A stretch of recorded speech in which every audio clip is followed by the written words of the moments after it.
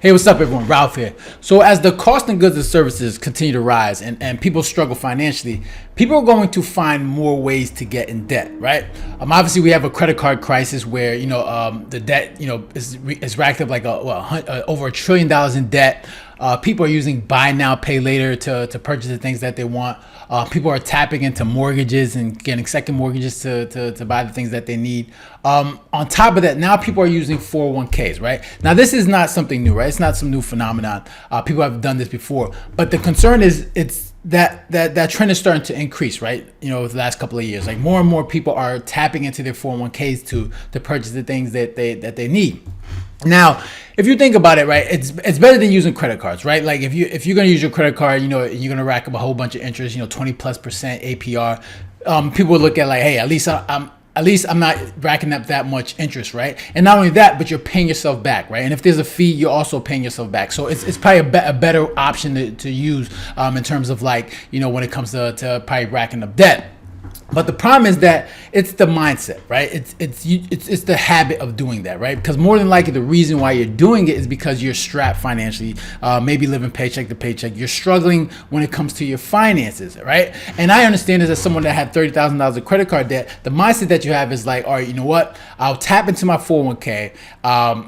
You'll borrow whatever you need, and then in 6 months you'll pay back, or 6 months, a year you'll pay back, and that's it's not a bad mindset to have, but you have to think about it, right? Even with the credit cards, even for myself, like I had that mentality as well, right? I would say, all right, I'd rack up a charge of $1,000, $500, and I would say, all right, in 6 months I would pay that. But what tends to happen is what? An emergency pops up. There's something else that you probably want or need, and what happens is 6 months comes down. You've seen that debt that you had is doubled. You're like, damn, what the hell happened? Like, how'd I rack up all this debt, right? And it snowballs, right? Because then you start making little purchases here, and then you borrow more money, and another emergency pops up, and then it gets to a point where you're developing a habit of continuously taking out of that 401k, and then by the time a year comes, you're like, oh man, like I've taken too much, and you want to get into a position where you're paying all these fees and you're getting penalized for that, right? And then also, in worst case scenario, you don't want to end up taken from that retirement, because what retirement is for retirement, right? This is for when you're done working, right? You want to be able to just make sure that when you're done working, retired, that you want to have a nest egg where you can make sure you can live off for the rest of your life. And so you don't want to get into that habit where you are racking up debt, taking money from your account, and putting yourself in a worse financial position, right? You want to make sure you are good by the time you retire. And when you see this trend continuing, you just understand that people are struggling, right? They've probably used up the credit cards, the buy now, pay later, whatever means they can to rack up debt, and then now they're using the 401k as an option. It just tells you that people are struggling when it comes to their finances, and they're just one emergency away from being homeless or whatever, for whatever reason, right? Because right now what's holding it up is that people have jobs, so they can make payments on things, right? If you have credit card debt, you can make the minimum payments. Like if you have your 401k, obviously that you can take that money, whatever you get paid, you can put that money back in. So people have the security, like, all right, as long as I'm working, I can just tread the water. I can get by, right? But all it takes is one emergency, one layoff, where you're struggling financially. You're done, right? You're tapped out, and you don't want to put yourself in that position, right? Because you're gonna be spinning a wheel, right? You're gonna be spinning a wheel. You're gonna be working to make sure you pay back all these debts, and you're just gonna be working harder and harder, just stressing yourself out. You don't want to have that burden on your shoulders, right? But that's what a lot of people are doing. So according to this article right here in the Wall Street Journal, it says more Americans are treating their 401ks like cash machines, right? So let's see what they say. This is the 401k is doing double duty as both retirement account and source of emergency funds for more Americans. A record share of 401k account holders took early withdrawals from their accounts last year for financial emergencies. According to the internal data from Vanguard Group, overall 3.6% of its plans participants did so last year. That's up from 2.8% in 2002, right? And a pre-pandemic average of about 2%.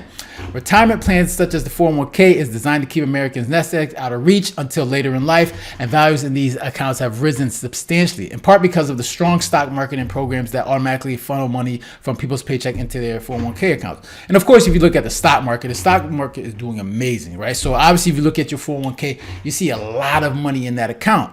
right? So it's just almost like natural to be like, you know what, all right, I can tap into this 401k. It's doing very well, and then once I'm done with all my needs, I'll just pay it back. Right, and that's always the mentality. Like you always say to yourself, "I'll pay it back in X amount of months." But like I said, things happen, emergencies happen. There's more things that you want to buy, and then 6 months come, you find that you've the debt that you have is doubled. Right.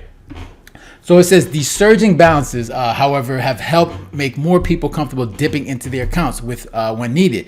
Right, Americans are dealing with conflicting financial forces. While hiring has been strong and workers' earning keep rising, the cost of groceries, childcare, car insurance keep climbing. More people are carrying higher balances on their credit card, and that's the thing you need to be careful with. Right, the price of things are increasing. Right. So as things continue to increase, there's going to be more money that you're going to be using to dip into your 401k or credit cards, right? You're going to be spending more money, and you're going to see that debt increase very fast, man. It happens very quickly. Like you're like, whoa, 6 months, a year, you're like, damn, what the hell happened? 5 years later, you owe $30,000 of credit card, like me, right? So you don't want to put yourself in that position because it's not something that you want to do. It's very stressful. Right, and you can see over time like how it's gone up. Like, so this is the amount of people that have withdrawn from their 401ks, and you can see 2018, 19 gone down, then it's continually steadily going up each and every year. That's not a good thing. That's not what you want to see, right? So it says emergency distributions hit back-to-back record highs in 2022 and 2023, according to Vanguard, which administers 401k type accounts for nearly 5 million people, and published the data ahead of annual report scheduled in June. The IRS allows withdrawals for hardships reasons, including preventing evictions and paying medical debts and tuition bills. People who take from their traditional accounts must pay income tax plus often a 10% penalty if they are younger than 59 and a half years old. So like I said, the good thing is that at least you're paying yourself back, right? As opposed to a credit card where you're paying 25 APR on that credit card, right? You're paying so much interest, and you're paying that to somebody else, a bank, right? At least the good thing is that you're paying yourself back, but it's just the financial habit. You don't want to make sure you're putting yourself developing bad financial habits, because the reason why you're doing it is probably because you don't have cash available to buy the other things that you need. You got to dip into your 401k. That means your savings accounts has nothing in there, right?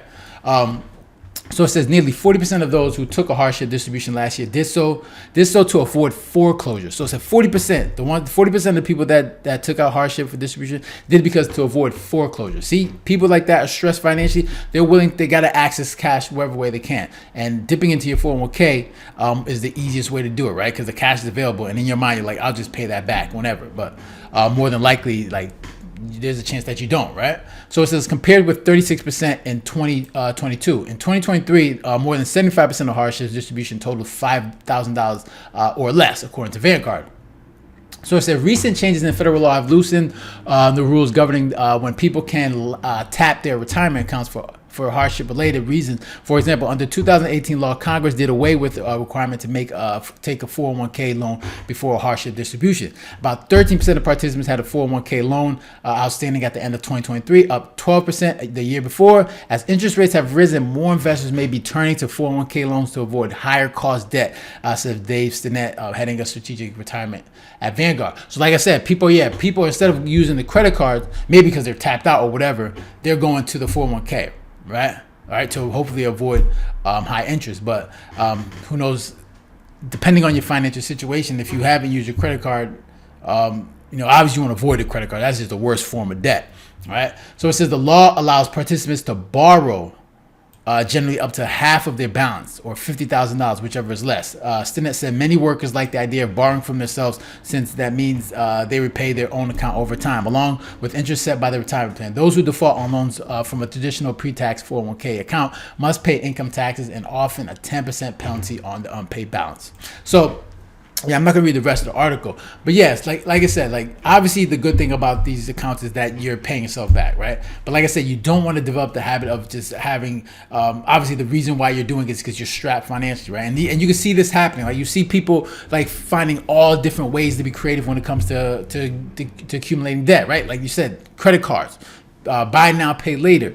You got cash advances, or now they're using a 401k. Like they're finding so many ways. And I remember when I was struggling financially, and racking up debt. I would find so many creative ways to just rack up debt, get personal loans, wherever way I can. It's just because I was not financially sound when it comes to that. I had no financial discipline. I didn't know no idea what I was doing. And there's a lot of people. And the worst time to do this is when you're struggling, right? When you're struggling, living paycheck to paycheck, you find any means of a way you can to find a way to get cash. And the 401k is an easy way to do it. You just dip into that, right? And then you say you had the mindset, I'll just pay that back. And then what happens 6 months later, you don't pay that back, and then you pay penalties, and then you find yourself just withdrawn from there, and then you're basically just destroying your nest egg, right, for retirement. So you want to make sure you be careful with that and be very conscious about how you're managing your money, right? Especially your 401k, your retirement plan, right? So those are my thoughts. Make sure, if you have any thoughts, make sure to leave a comment down below, hit the like button, share, and if you haven't done so already, make sure to subscribe, right? So guys, take care and have a good one. Later.